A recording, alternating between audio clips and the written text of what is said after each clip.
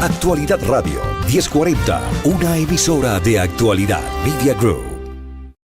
Entre el 2013 y el 2022, más de 60 periódicos venezolanos dejaron de circular, indefinidamente algunos por falta de fondos, por el control del gobierno, por incapacidad de comprar papel suficiente para imprimir ediciones, a veces algo tan básico como eso. Las cadenas de televisión también se han visto obligadas a autocensurarse, algunas han desaparecido. 10 cadenas extranjeras también han sido expulsadas del país. Las emisoras de radio son las más vulnerables de los cierres. Entre el 2003 y el 2022, 285 estaciones de radio cerraron. Este dato supone el 71% del total de medios de comunicación cerrados en ese periodo. 71%. Esos cierres los lleva a cabo la Comisión Nacional de Telecomunicaciones, que es Conatel. En varios casos la comisión se ha justificado que las estaciones, bueno, siempre, ¿no?, han operado clandestinamente, sin licencia, porque se inventan una licencia que es imposible de cumplir. Entonces el gobierno revoca a esas licencias ante los medios que son más críticos. Por eso hoy queremos hablar de la censura y de la autocensura que lamentablemente algunos periodistas necesitan tener para poder sobrevivir y otros que se animan y viven las consecuencias graves. Nos encontramos con este video que dio vuelta en redes sociales de Melanio Escobar. Melanio es periodista, está actualmente radicado aquí en la Florida y habla justamente, claramente, escúchenlo porque es muy claro cómo define este tema para Venezuela. Esta es una buena pregunta. Y es que son 25 años, mi pana. Me disculpo si fallo un poco en la cronología, pero hay algo que ustedes tienen que entender y es que en nuestro país existe una hegemonía comunicacional. Básicamente, lo que eso significa es que todos los medios de comunicación y todas las formas de comunicar llevan el mismo fondo y la misma forma. Es decir, el mismo mensaje proveniente del poder dominante a través de todos los canales disponibles. Y esto no es una casualidad ni es que los tipos tienen la razón. Esto ha sido impuesto a la fuerza de billetes, fuerza judicial, fuerza legislativa, ejecutiva y en último, fuerza armada. Compraron medios como la cadena Capriles, donde salen Últimas Noticias, Globovisión, El Universal, Puma TV, y los que no pudieron comprar, como El Nacional o RCTV, los sacaron del camino por la vía judicial. Otros como Tal Cual también se vieron afectados por eso, pero simplemente los asfixiaron al dejarlos sin papel para poder imprimir sus ediciones. Y con ellos, todos los demás periódicos, menos, obviamente, los del chavismo y del madurismo. Han expropiado y cerrado miles de radios para dárselas a su gente del PSUV para que estén todo el día transmitiendo ese mismo mensaje. De hecho, hice la producción ejecutiva del documental Aire que trata sobre ese tema y lo pueden conseguir gratuitamente en YouTube. En internet han bloqueado miles de páginas web de medios de comunicación independientes, encarcelado, agredido y perseguido periodistas dentro y fuera de Venezuela. Estas dos últimas, mi caso. Y evidentemente genera autocensura en quienes todavía pueden o quieren practicar el periodismo en el país o fuera de él, como es el caso de Seir Contreras, por ejemplo, que el día que no se autocensuró lo despidieron de Globovisión. Han creado maquinarias de desinformación y noticias falsas en redes sociales copiando el modelo ruso con la ayuda del régimen cubano. Entregan hasta bonos económicos que le pagan a la gente por ser tropa digital en defensa del mensaje del madurismo y obviamente cuentan con sus tontos útiles que les siguen el coro y terminan comentando acá. Entonces, ¿por qué no hablo de lo bueno que pasa en Venezuela? Porque eso no lo quieren ocultar. Eso sale en cualquier medio. Es más, lo quieren promocionar porque eso ayuda a la normalización mediática de un país con una profunda desigualdad social y una grave crisis. Y mientras nuestras playas se llenan de petróleo, nuestros parques nacionales son destruidos por la minería ilegal, nuestros pueblos indígenas se ven afectados por el paramilitarismo, mientras nuestras hermosas mujeres fallecen en las salas de parto por la insalubridad y la falta de insumos, ellos te quieren hablando de una medalla de un atleta, de un artista en una fiesta de carnaval o de algún nuevo sitio de comida que se abrió en la capital. ¿Y sabes qué? Tenemos el derecho de saber, disfrutar y alegrarnos por la medalla, por el artista, por la fiesta y por los lugares de esparcimiento o cualquier cosa positiva que suceda. Pero también tenemos el derecho de saber lo que pasa en nuestro país, lo que realmente pasa y que ellos con tanto trabajo han buscado esconder. Y para eso estoy acá, para llevarles la información real, verificada, hechos e investigaciones que ellos no quieren que tú sepas. Y recuerda, no dejes que otro te cuente las noticias y di love it. Este es Melanio Escobar. Melanio está conectado por Zoom desde Orlando, Florida. Melanio, ¿cómo estás? Bienvenido. Muchas gracias por la invitación, de verdad, muy contento de estar aquí. Melanio, antes de entrar en tema, quisiéramos conocer un poco tu historia. ¿Cómo fue tu propia historia para llegar también a contar esto que estás contando? Vaya, estoy en los medios de comunicación desde que tenía 16 años. Ujú. Comencé escribiendo en una revista que se llamaba Lánzate, que se distribuía de manera gratuita en los colegios. Esas revistas que vivían a base de publicidad, que Ajá, era lo que lo pagaba, claro. y las regalaban en todos lados. Y te hago esa mención porque he podido ver a lo largo de toda mi carrera cómo la maquinaria del Estado ha ido destruyendo de una u otra forma los medios de comunicación. Porque, por ejemplo, esa primera revista donde comencé trabajando se basaba en publicidad. Cuando empiezan a mermar las fuentes de empresas que tenían capacidad de pagar publicidad, fueron mermando este tipo de publicaciones porque no podían mantenerse, no podían imprimirse para ser distribuidas de manera gratuita. Trabajé como locutor en la 92.9 en Caracas, una radio familia de RCTV, de RCR. RCTV cerrada por Hugo Chávez, RCR perseguida por el gobierno de Maduro y eventualmente obligada a salir del aire. En consecuencia, también tomaron luego la 92.9 FM. Trabajé en el semanario Urbe, aquel que se distribuía de manera nacional y era destinado a los más jóvenes del país, con una temática alternativa y disruptiva de lo que era la prensa de ese entonces. La cadena Capriles fue comprada por personas cercanas al chavismo. Trabajé por muchos años en lo que era Puma TV. Tuve mi programa de televisión llamado Infrarrojo, donde poníamos videos de punk, de metal, todas las noches, en horario fuera de la ley resorte. Vi cómo se empezaron a implementar estas leyes que hacían que los programas, por ejemplo, el mío tenía que salir a la medianoche, Claro. porque la ley resorte no permitía la exposición de ciertas imágenes en ciertos horarios. Y también pude experimentar cómo el canal lo compra Wilmer Ruperti, quien es el mismo que salvó a Hugo Chávez durante el paro petrolero con los buques que le prestó. Entonces, a lo largo de los años, durante mi carrera, he podido estar en lugares donde mi trabajo se ha visto afectado por esa hegemonía comunicacional construida desde el poder para el control total de la narrativa dentro del país y, en consecuencia, lo que puede salir de él. Después, en 2014, comencé a trabajar en temas de derechos humanos y de libertad de expresión a raíz del contexto de las manifestaciones en Venezuela, lo que me llevó a profundizar y a profesionalizar aún más la tarea de la libertad de expresión en el país y a entender mucho más y con más detenimiento y con más profundidad cómo opera la maquinaria del poder para silenciar las voces disidentes, la crítica, la opinión, la pregunta y cualquier cosa que pueda de alguna manera darle las herramientas a los ciudadanos para que se pregunten por qué está pasando esto y quiénes son los responsables de que esto pase. Em, para que un medio funcione, es decir, si no tuviéramos hoy gente escuchándonos, la radio no tenía sentido. Si ustedes tú no hubieras tenido los estudiantes que leían tu revista, no tenía sentido la revista. Es decir, el elemento fundamental es el oyente o el televidente o el lector. Imagino que a esta altura, 20 años después, ya nadie cree, ¿verdad? Cuando ve un programa, digamos, como se dice vulgarmente, se le ven las costuras al periodista que está hablando a favor del gobierno. Ahora, ¿cuál es el nivel de efectividad que en todo caso tienen estos medios para que sigan subsistiendo? Porque entiendo que el gobierno ponga plata, pero si nadie los ve.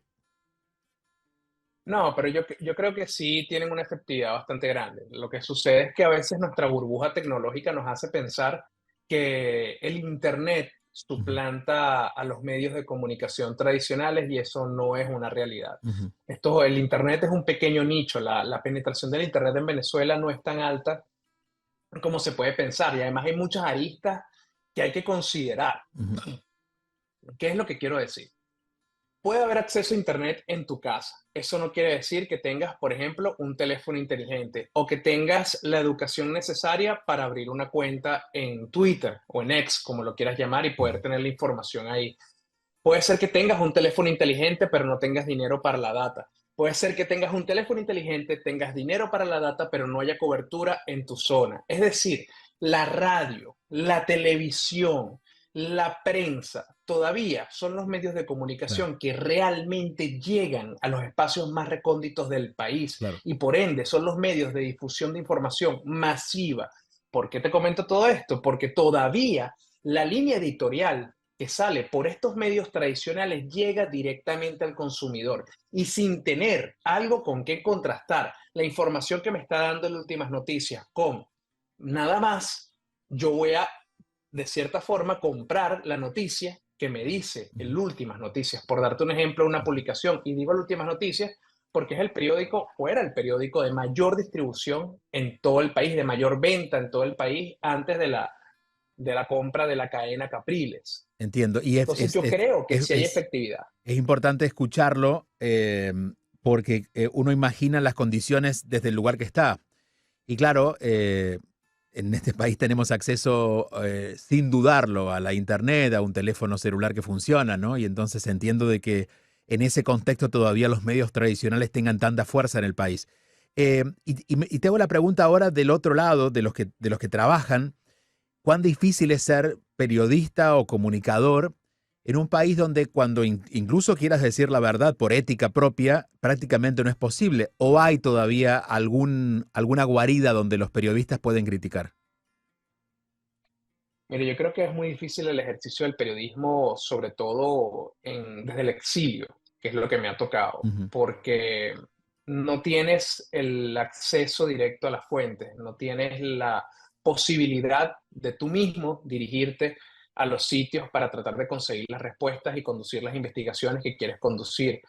No existe adicionalmente un prejuicio creado desde la narrativa del poder, el poder que sea en este caso que esté siendo cuestionado, de que el periodista que está en el exilio lo que está tratando de hacer es desprestigiar el trabajo que se realiza en el campo por intereses económicos. Por ejemplo, una de las constantes que me llegan a mí, que soy un palangrista que trabajo para el gobierno de los Estados Unidos o para la CIA o para el FBI o para el VHS o cualquier sigla que se les ocurra, ¿no? Entonces, esas son parte de las, digamos, de las trabas que los periodistas nos conseguimos en el exterior. Adicionalmente, si ya era difícil trabajar, digamos, obtener remuneración por tu trabajo, estando en el país ujú, del cual tú hiciste carrera, que te hiciste conocido, ujú. que tienes tu audiencia, con la economía de ese país, imagínate conseguir remuneración por tu trabajo estando en un país mucho más costoso, donde tu ecosistema de trabajo no es inexistente porque tu ecosistema lo construiste, por ejemplo, en mi caso, en Venezuela, y eso evidentemente le genera una carga aún más a la profesión que la hace más compleja, porque básicamente la profesión termina diluyéndose a su parte más básica, que es la vocación de servicio que uno como periodista tiene y que uno al final del día lo termina haciendo porque uno siente la necesidad de informarle a las personas lo que realmente está pasando y no se convierte en un trabajo, sino que es eso, una vocación. En tu caso, ¿cuán fácil ha sido acomodarte, incluso, como le ha pasado a la mayoría de los periodistas, a, a una vida, en este caso tú estás aquí en Estados Unidos, manteniendo tu profesión y empezando absolutamente desde el lugar de empezar a darte a conocer? Sobre todo, por ejemplo, aquí en Miami, la mayoría de los talentos venezolanos han tenido que eso, ¿no? Empezar nunca digo de cero, porque realmente traen la trayectoria y traen el aprendizaje. Y te lo pregunto no solamente por el detalle de cómo lo has hecho, sino por lo que genera. Eh, ¿Qué pasa adentro? ¿No debe haber enojo, frustración? ¿Qué pasa con un periodista que literalmente ha tenido que callarse la boca o por abrirlo ha tenido que irse del país? Mira, yo creo que lo más recurrente es el cuestionamiento interno de si valió la pena. Yo Ujú, creo que eso me lo ujú, pregunto muchísimo. Después de 10 años trabajando en temas de derechos humanos y directamente con víctimas y el tema de la libertad de expresión y ayudando a periodistas y a medios de comunicación y estando en el lugar de los hechos, de repente tú montas un video y lees unos comentarios que son tan mezquinos como ¿qué haces reportando desde Estados Unidos? ¿Por qué no lo haces desde Venezuela? ¿Qué va a saber este que se venga para Venezuela? Y yo, wow, pero si yo no estoy en Venezuela no porque no quiero, sino porque tantos fueron los ataques, tanta fue la persecución, me han disparado, me han tratado de llevar detenido, me han hostigado en medios nacionales, me anularon el pasaporte, me pusieron alertas naranjas de migración. ¿Qué tenía que más hacer? ¿Dejarme meter preso en el SEBIN? ¿Dejarme torturar? ¿Dejarme matar para tener Ujú. algún tipo de validez en el ejercicio de mi profesión? Entonces, claro, a veces cuando te llegan esos comentarios, de verdad te tocan la fibra porque tú dices, "Wow, valió la pena todo el sacrificio y terminar en el exilio, lejos de mi familia, lejos de mi país, lejos de todo lo que yo amo, por defender una causa tan a veces tan mal agradecida". Pero la respuesta siempre termina siendo sí, sí valió la pena, porque lo más importante que yo he descubierto que el ser humano tiene es luchar por lo que cree, y yo me siento conforme con que luché por lo que creí y sigo Claro, claro. luchando por lo que creo, Ujú. y al final del día es lo único que nos debería importar, estar como en paz con la conciencia, y creo que he hecho lo correcto a pesar de que hayan momentos de cuestionamiento, ¿no? Desde esta mirada tan crítica y tan clara que tienes, ha habido una vuelta, una otra vez, un aire de esperanza con lo que ha pasado con María Corina y bueno, lo que ha ocurrido en los últimos meses. Eh, ¿qué ves tú? ¿Qué sientes tú? ¿Qué percibes tú? Yo creo que María Corina efectivamente es un fenómeno que se ha levantado dentro de la sociedad venezolana, ha cogido un vuelo increíble dentro de una población que desconfía de los políticos, que está cansada de que le mientan, que está cansada de luchar por sus derechos, que está cansada de ser víctima, que está cansada de siquiera involucrarse con las cosas más básicas de la construcción del tejido social, porque se ha condicionado al ser humano a estar constantemente en modo supervivencia, y lograr que esas personas que viven en modo de supervivencia vuelvan a involucrarse, asistan a meetings, defiendan a una persona en redes sociales, que eso es súper difícil de lograr, que a un político lo defiendan en redes sociales. Yo creo que así como nos pasa a los periodistas, con los políticos también existe el componente de que cuando abren Twitter, de que cuando abren TikTok, les están cayendo a piñas todo el día, y conseguir levantar esa simpatía en el ciudadano que ya está tan cansado de lo que significa la lucha política, porque otra cosa que la gente no entiende es que el venezolano ha luchado, y ha luchado con sudor, con lágrimas, con dolor, a costilla de su propia integridad física y la de sus familiares, de su libertad. Y llegó un punto donde dijo, bueno, mira, ya, no lucho más, estoy cansado, y María Corina logró despertar nuevamente ese sentimiento de lucha a los ciudadanos, y eso es innegable. Y ha sido un fenómeno tan claro, tan evidente, que hemos visto la respuesta del Estado muy contundente en contra de una candidata. Ujú.